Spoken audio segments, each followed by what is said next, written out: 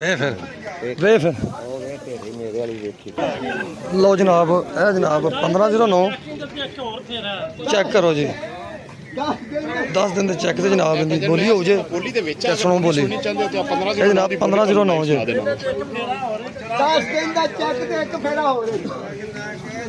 10 ਦਿਨ ਦੀ ਪੇਮੈਂਟ 10 ਦਿਨ ਦੀ ਪੇਮੈਂਟ ਇੱਕ ਫੇਰਾ ਹੋ ਰਿਹਾ। ਚਲੋ ਇੱਕ ਫੇਰਾ 10 ਦਿਨ ਦਾ ਟਾਈਮ ਵਾਜੇ ਕਰੋ ਨਾ ਚੈੱਕ ਨਾ ਰੱਖੋ। 10 ਦਿਨ ਦੀ ਚੌਰੀ ਵਿੱਚ ਆ ਅੱਗੇ ਆ ਜਾ ਯਾਰ, ਨਾ ਰੱਖੋ ਅੱਗੇ ਆ ਜਾ।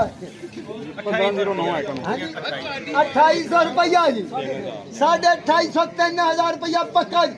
50 ਰੁਪਏ 3050 ਮਾਸ਼ਾਅੱਲਾ ਮਾਲ ਚੈੱਕ ਕਰੋ, ਕੀ ਬਾਤ ਹੈ। 3051 3050 2 3100 ਰੁਪਇਆ 5 ਰੁਪਏ 5 ਜੀ 25 30 ਰੁਪਏ 30 35 40 3300 ਰੁਪਇਆ ਬਾਬਰ ਦਾ 55 60 65 70 75 3400 ਰੁਪਇਆ ਬਾਬੇ ਯੂਬ ਦਾ 5 ਰੁਪਏ 5 ਜੀ 10 ਰੁਪਏ 10 15 20 25 25 ਮੇਰੀ ਬੱਸ 3435 30 35 40 45 50 55 60 65 70 75 80 85 90 95 3495 ਰੁਪਏ 1 2